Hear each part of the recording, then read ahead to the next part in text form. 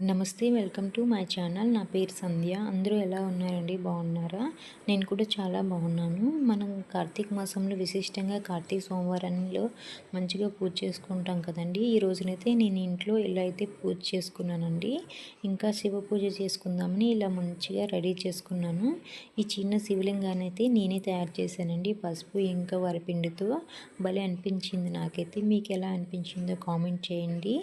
ఇంకా కామాఖ్య దీపం వాటితో పాటు పిండి దీపాలు కూడా పెట్టుకున్నానండి. ఈ కార్తీక మాసంలో పిండి దీపాలు పెట్టడం వలన చాలా మంచి జరుగుతుందండి మనకైతే. ఇంకా ఈ రోజునైతే నారికేల దీపం కూడా చాలా విశిష్టంగా పెడుతూ ఉంటారు. శివాలయంలో పెడితే ఇంకా మంచిదండి. మన ఇంట్లో ఏమైనా ఆర్థిక ఇబ్బందులు ఉన్నా ఈ నారికేల దీపం పెట్టడం వల్ల తొలుగుతాయండి. ఇంకా శివస్తుతి చదువుకోవచ్చు, శివ అష్టోత్తరాలు కూడా చదువుకోవచ్చు అండి ఈ పూజ చేసేటప్పుడు. ఇలా మార్నింగే అయితే ఇలా తెప్పైతే విడిచిపెట్టానండి వాటర్లో. భలే అనిపిస్తుంది కదా ఇలా చేయడం వల్ల.